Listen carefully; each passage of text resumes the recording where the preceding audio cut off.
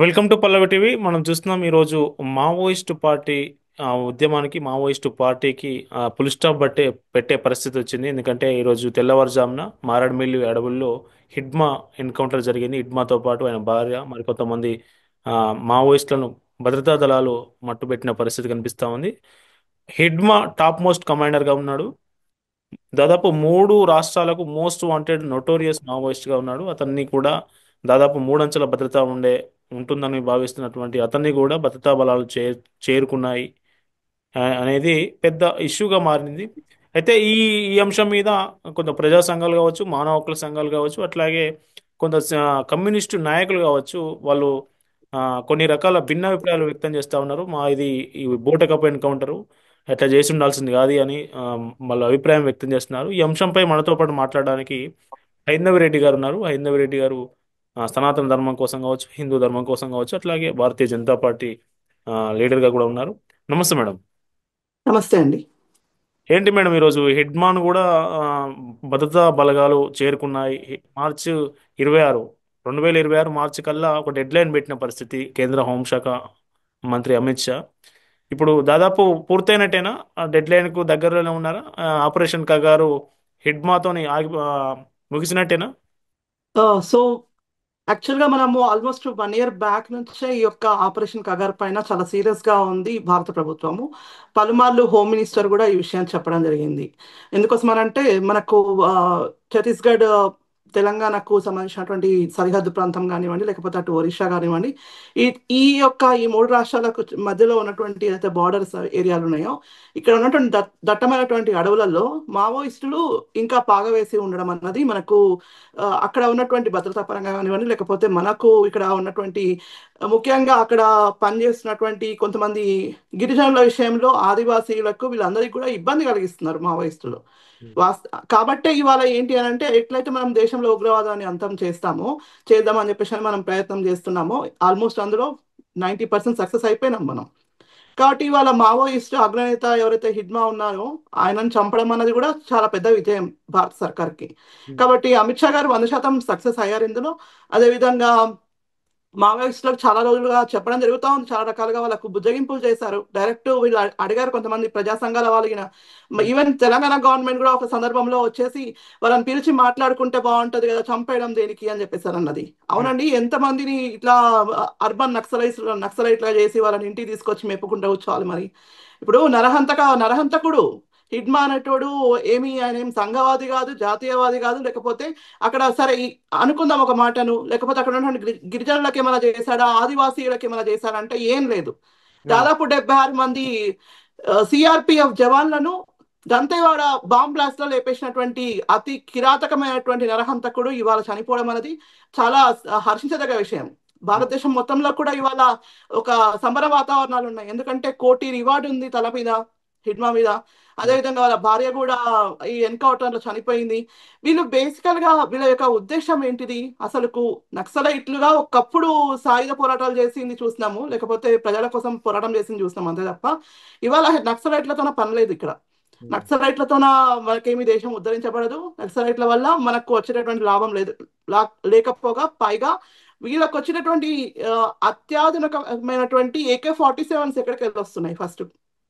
వాళ్ళకు ఫండింగ్ ఎక్కడికి వెళ్ళి వస్తుంది. ఈ ఫండింగ్ అంతా ఆగకపోతే మనకు దేశం లోపలనే శత్రువులు తయారయ్యే అవసరం అంటే ఆ యొక్క పరిస్థితులు వస్తున్నాయి. కాబట్టి 100% మావోయిస్టులు అనే వాళ్ళు ఉండొద్దు అని చెప్పేసి అన్న దాంతోనే భవిష్యత్తులో ఎవరు కూడా మావోయిస్టుగా తయారు కాకూడదు అని చెప్పేసి అని వాళ్ళను లొంగిపోయిన వాళ్ళకేమో ప్రభుత్వమే ఆశ్రయం ఇస్తుంది, వాళ్ళకు రివార్డులు ఇస్తుంది, వాళ్ళని తీసుకొస్తుంది, వాళ్ళను ప్రజా జీవితంలో కలవమని చెప్తుంది. లొంగని కొంతమంది ఇలాంటి హిడ్మా లాంటి వాళ్ళని మాత్రం చంపేయాల్సి వస్తుంది. మరి చంపక అయితే తప్పట్లేదు. ఈ ఎన్కౌంటర్ పై ఒక గంట సేపటి క్రితమే ఎమ్మెల్యే కూనంనేని సాంబశివరావు మాట్లాడారు. ఇవన్నీ ఫేక్ ఎన్కౌంటర్లు, అసలు మనుషులు చంపుకునే వ్యవస్థ ప్రపంచంలో ఎక్కడా ఉండదు, ఇక్కడ జంగిల్ రాజ్ పాలన కొనసాగుతుంది, ఈ ఎన్కౌంటర్లని ఫేక్ ఎన్కౌంటర్లని ఆయన మాట్లాడుతూ ఉన్నారు. ఏం చెప్తారా నీకు? ఇది కొత్త కాదు మావోయిస్టులకి. మావోయిస్టు పార్టీలు సిపిఐ, సిపిఎం లాంటి పార్టీలు ఏవైతే ఉన్నాయో వాళ్ళు ఏం చేస్తున్నారు? అర్బన్ నక్సల్స్. వాళ్ళు అర్బన్ లో ఉన్నటువంటి వాళ్ళు ఇక్కడ సిటీలలో మంచిగా ఉంటున్నారు, వాళ్ళ పిల్లల కుటుంబాలు వాళ్ళ కుటుంబాలను పోషించుకుంటున్నారు, వాళ్ళ కుటుంబాలలో పిల్లలను అందరినీ కూడా విదేశాలకు పంపించుకుంటున్నారు, చదివిపించుకుంటున్నారు. వాళ్ళు ఉన్నత విద్యలు అభ్యసించాలి, వాళ్ళ పిల్లలు మాత్రం మంచిగా ఉండాలి. కానీ మావోయిస్టులు మాత్రం అడవులలో నరకం అనుభవించాలా మరి? చంపొద్దు అని చెప్పేసి అని అంటున్నారు కదా మరి. మీరు ఒక ప్రశ్న అడుగుతున్నాను ఇవాళ ఆ ఎమ్మెల్యే గారిని, మీరెందుకు మరి చర్చలు చేయలేకపోయారు మరి ప్రభుత్వానికి మావోయిస్టులకి మధ్యలో? మీరు ఎందుకోసం అని చెప్పేసి అని మీ యొక్క మావోయిస్టులతో కలిసి మరి ఇవాళ మేము తీసుకొస్తాం వీళ్ళను ప్రభుత్వం దగ్గరికి అని చెప్పేసి అని మీరు ప్రతిపాదన ఎందుకు పెట్టలేకపోయారు మరి? కానీ ఇక్కడ జరుగుతున్నది ఏంటి అని అంటే పూర్తిగా వీళ్ళు రాజకీయం చేస్తున్నారు ఈ విషయాన్ని, అంతే. ఎందుకోసం అని అంటే రెచ్చగొట్టి వీళ్ళకి పబ్బం గడుపుకోవాలి అన్నప్పుడు అర్బన్ నక్సలైట్లు కావాలి ఇక్కడ. భారతదేశంలో అశాంతి నెలకొల్పాలి అన్నప్పుడు అంటే పట్టణాల విషయంలో కానివ్వండి, ఊర్లలో జరిగేటటువంటి విషయాలలో వ్యతిరేకించాలి ప్రభుత్వాన్ని అన్నప్పుడు అర్బన్ నక్సలైట్లతో పని చేయించుకుంటారు వీళ్ళు. అదే అడవులలో వీళ్ళకి ఏదైనా జరగాలి, వీళ్ళకు అనుకూలంగా ఉండాలి అనుకున్నప్పుడు ఏమో నక్సలైట్లను వాడుకుంటారు. బేసికల్ గా ఈ మావోయిస్ట్ పార్టీ, ఈ కమ్యూనిస్ట్ పార్టీ అనేది ఏదైతే ఉందో, ఈ కమ్యూనిస్ట్ పార్టీ ఎవరైతే స్థాపించిండో ఆ మావోని కొన్ని లక్షల మందిని చంపిండ్రు అని చెప్పేసి అని మనం విన్నాం. హిట్లర్ కంటే ఘోరం అని చెప్పేసి అని విన్నాము. వీళ్ళ మాట్లాడుతున్నది అసలుకి నరహంతక గురించి. అసలు ఫస్ట్ ఆఫ్ ఆల్ హత్య చేయాల్సిన అవసరం లేదు, కానీ ఏంటంటే వినకపోతే ఏం చేస్తారు? పట్టుకోవడానికి పరిస్థితి లేదు. అంటే ఒక తీవ్రవాదులు ఎంత ఘోరమో అంతకంటే ఘోరంగా అంతర్గతమైనటువంటి భద్రతా విషయంలో మావోయిస్టులు చాలా ఘోరమైనటువంటి సిచ్యువేషన్ ని క్రియేట్ చేసిండ్రు కాబట్టి ఇవాళ చంపాల్సిన పరిస్థితి వచ్చింది. అయితే అంతకు ముందుకు కొంతమంది వచ్చి నిన్న రీసెంట్ గానే కొంతమంది వచ్చి మనతో పాటు జాయిన్ అయిపోయారు. వాళ్ళు చెప్పింది ఈ విషయం గురించి. మీరు కావాలని చెప్పేసి అని అలజడి సృష్టిస్తున్నారు, మీకు తెలియట్లేదు అసలుకి, వాంటెడ్లీ ఇది చేస్తున్నట్టు, ఇది క్రియేట్ చేస్తున్నారు తప్పితే. నిజం చెప్పాలి అని అంటే ఇక్కడ ఉన్నటువంటి అర్బన్ నక్సలైట్లు చేసినటువంటి ఏదైతే పని ఉందో దానికి మావోయిస్టులు బలి అవుతున్నారు అక్కడ. ఉమ్, ఉమ్. కాబట్టి ఈ నక్సలైట్ ఈ యొక్క మావో పార్టీ వాళ్ళు ఎవరైతే ఉన్నారో వాళ్ళు క్లియర్ కట్ గా ఉండాలి ఒక విషయంలో మరి. ఇప్పుడు ఉన్నటువంటి నక్సలైట్ల విషయంలో మీరు ఏ విధమైనటువంటి విధానాలను అవలంబిస్తున్నారు మరి? వాళ్ళ పిల్లలు మాత్రం ఆ దండకార్యాలు అంటే వాళ్ళ అడవులలో అట్లనే చచ్చిపోవాలి, మేము మాత్రం మంచిగా మా యొక్క రాజకీయ పబ్బం కోసం అని చెప్పేసి అని ఒకసారి కాంగ్రెస్ తో జతగడతాము, ఇంకొకసారి అధికారంలో ఉన్నటువంటి ఏ పార్టీ ఉంటే ఆ పార్టీతో మేము కలిసి ఉంటాము, మేము వ్యభిచారం చేస్తాము అంటే రాజకీయ వ్యభిచారం మేము చేస్తాము, కాబట్టి మాకు అనుకూలంగా ఉండేటటువంటి అర్బన్ నక్సలైట్లు కానివ్వండి ఎవరు కూడా మాకు వ్యతిరేకంగా మాట్లాడొద్దు అన్న ఒక ధోరణితోన, అణచివేత ధోరణి తప్ప ఇందులో ఎలాంటి ఆ, అసలుకు చెప్పాలంటే అది కరెక్ట్ కానే కాదని చెప్పినటువంటి వాదన ఏదైతే ఉందో. అంటే ఇప్పుడు హిడ్మా ఎన్కౌంటర్తో దాదాపు మావోయిస్టుల పార్టీలో ఉన్నటువంటి అగ్రనేతలు అందరూ దాదాపు నేల కొరిగినట్టే. ఇప్పుడు హిడ్మా తర్వాత తిప్పిరి తిరుపతి రావు అని ఇప్పుడు మావోయిస్ట్ పార్టీ చీఫ్గా ఉన్నారు. అట్లాగే ముప్పాళ్ళ లక్ష్మారావు అలియాస్ గణపతి, వీళ్ళిద్దరు ఉన్నారు. వీళ్ళిద్దరు లొంగిపోయే అవకాశం ఉందంటున్నారా మీరు? ఇప్పుడు హిడ్మాను కూడా భద్రతా బలగాలు చేరుకున్నాయంటే, దాదాపు మూడంచెల భద్రతా వ్యవస్థ ఉంటుందని భావిస్తున్నటువంటి హిడ్మాను భద్రతా బలాలు చేరుకున్నాయంటే వీళ్ళు లొంగిపోయే పరిస్థితి ఉంటుందా? లొంగిపో మల్లోజులు లేక లొంగిపోయే అవకాశం ఏమైనా ఉందని మీరు భావిస్తా ఉన్నారు? ఉండొచ్చండి. ఎందుకోసం అని అంటే కేంద్ర పార్టీ వాళ్ళ మావోయిస్ట్ కేంద్ర బలగం ఏదైతే మెయిన్ ముఖ్యమైనటువంటి నాయకుడు హిడ్మా అనే వ్యక్తి ఉమ్, చనిపోయిన తర్వాత మావోయిస్ట్ ఇప్పుడు ఉన్నటువంటి పార్టీలో కంప్లీట్ గా కూడా వాళ్ళు అక్కడ ఉన్నటువంటి బలహీనం అయిపోయింది. ఉమ్. ఎందుకోసం అని అంటే ఈయన గ్రే హౌండ్స్ కు అంటే వీళ్ళది గొరిల్లా యుద్ధం అనేది ఉంటది కదా, గొరిల్లా ఎస్, ఆ, ఎస్. అదే ఆ సంబంధించినటువంటి వ్యక్తి నేను చిన్న వ్యక్తి కాదు. ఉమ్, వాళ్ళది ఒక గొరిల్లా అని చెప్పేసి అని వాళ్ళ యొక్క టీం ఒకటి ఉంటుంది కదా, ఆ టీం కి నా మెయిన్ లీడర్ అన్నమాట. వీళ్ళు AK-47లు ఎట్లా వాడాలి, ఆధునికమైనటువంటి ఆయుధాలను ఎట్లా వాడాలి, వాటి ద్వారా మనం ప్రభుత్వాన్ని ఏ విధంగా భయపెట్టాలి అన్నది వీళ్ళకు 100% తెలిసి ఉంటుంది. కాబట్టి ఇవాళ ఈ హిడ్మన్ చంపడం అనేది అనివార్యమైపోయింది ఇక్కడ. ఇలాంటి వాళ్ళను ఇంకెవరున్నా సరే మరి దొంగిపోతే వాళ్ళకు వాళ్ళ ప్రాణాలు బయటపడతాయి. తర్వాత వాళ్ళు జీవితాంతము అక్కడ మనతో పాటు జనజీవన స్రవంతిలో కలిసి పని చేసుకోగలుగుతారు. లేదు అని అంటే ప్రాణాలు పోతాయి మరి, అంతే. కాబట్టి కేంద్ర ప్రభుత్వం ఖచ్చితమైన నిర్ణయంతో ఉంది ఇక్కడ ఈ విషయంలో. వాళ్ళు కావాల్సింది వాళ్ళు వచ్చి లొంగిపోతారా? ఖచ్చితంగా లొంగిపోతే అన్ని రకాలైనటువంటి సౌకర్యాలు మేము ఇస్తాం. లేదు కాదు కూడదు అని అంటారా, హిడ్మా లాగానే బాలంలో ఎన్కౌంటర్ చేయాల్సిన పరిస్థితి మాత్రం వస్తుంది ఖచ్చితంగా. మేడం, ఇప్పుడు సోషల్ మీడియాలో కొన్ని పోస్టులు పెడతా ఉన్నారు, కొన్ని స్టేటస్లు పెడతా ఉన్నారు చాలా మంది. కొంత లెఫ్టిస్టులు అనే ఎవరైతే చెప్పుకుంటారో వాళ్ళంతా లాల్ సలం హిడ్మా అనే పోస్టులు పెట్టడంతో పాటు ఆ, భా భారతదేశంలో ఉగ్రవాద దాడులు జరిగితే ఆపలేనటువంటి ఈ ప్రభుత్వం అమాయకుల్ని పట్టుకొని ఫేక్ ఎన్కౌంటర్లు చేస్తూ చంపేస్తుంది. మొన్న ఎలక్షన్ ముందే ఢిల్లీలో ఆ, ఏదైతే బాంబ్ బ్లాస్ట్ జరిగింది, ఎలక్షన్ ముందే ఎందుకు ఈ బ్లాస్టులు జరుగుతాయి అనేది కొంతమంది స్టేటస్లో పెట్టుకుంటున్నారు, ఫేస్బుక్లో, ట్విట్టర్లో ఇట్లాంటి చేస్తున్న పరిస్థితి. ఏం చెప్తారు వాళ్ళకు? ఇది సహజమండి. ఎందుకంటే వాళ్ళు మావోయిస్ట్, మీరే అన్నారు కదా సానుభూతి పరులు అని చెప్పేసి అని, వాళ్ళకు ఒక రకమైనటువంటి మెంటాలిటీ ఉంటది. ఉమ్, కాబట్టి ఈ యొక్క మెంటాలిటీ ఏమవుతుందంటే జనరల్ గానీ కమ్యూనిస్ట్ పార్టీలలో ఉన్నటువంటి వాళ్ళకందరికీ కూడా ఈ దేశ వ్యతిరేక మెంటాలిటీయే ఉంటుంది.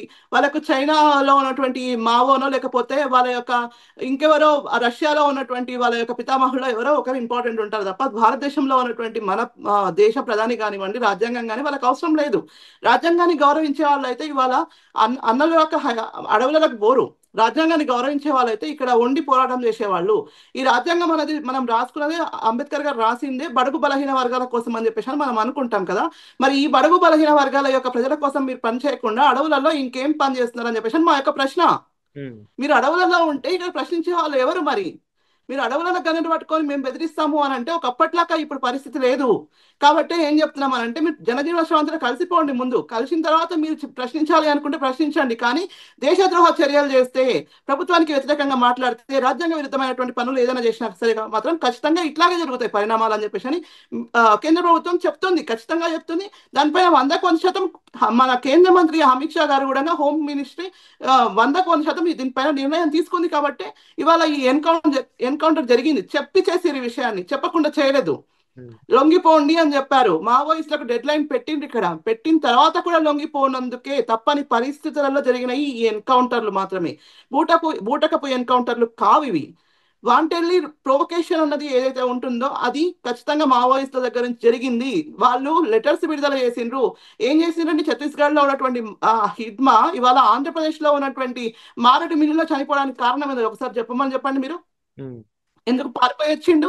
ఉమ్, దమ్మున్నోడు అయితే, ధైర్యం ఉన్నోడు అయితే ఆయన యొక్క హెడ్ క్వార్టర్ నుంచి పోటీగా మరి సవాలు విసిరాల్సినాడు. మరి భయపడిండ్రు.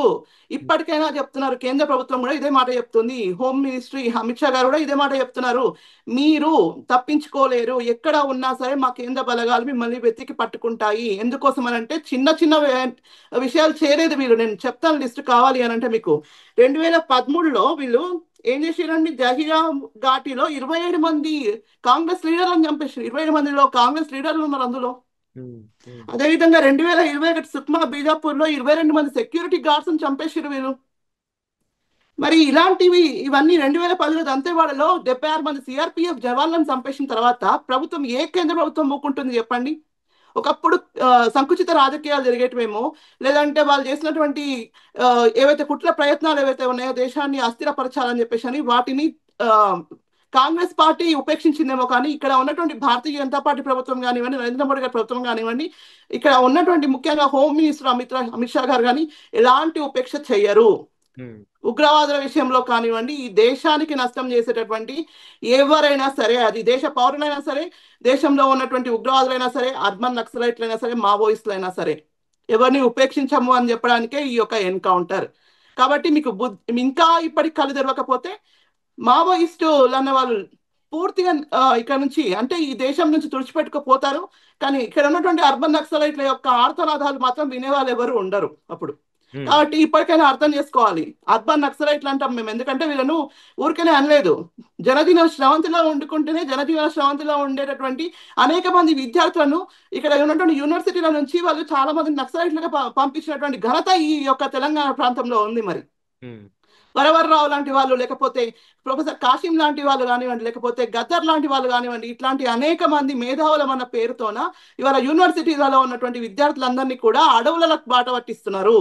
ఉమ్, వరంగల్లో జరిగినాయి, ఉస్మానియా యూనివర్సిటీలో ఇదే విషయం జరిగింది. కాబట్టే నక్సల్ ప్రభావిత ప్రాంతాల్లో ఉన్నటువంటి అన్ని ప్రొఫెసర్స్ ను కూడా వీళ్ళు ఖచ్చితంగా ఇంటరాగేషన్ చేస్తున్నారు. వాళ్ళ వెనకాల కూడా ఇంటెలిజెన్స్ పనిచేస్తుంది.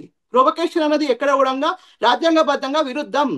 ఉమ్. ఈ విరుద్ధంగా పనిచేస్తున్నటువంటి ఎవరైనా సరే వాళ్ళు రాజ్యాంగబద్ధంగా నడుచుకోవాలి, లేదంటే చట్టానికి చట్టం వేసే శిక్ష కన్నా అర్హులు కావాలి. అంతే, మేడం, ఇంకొకటి రెండే ఉంటాయి తప్ప వేరే ఉండదు.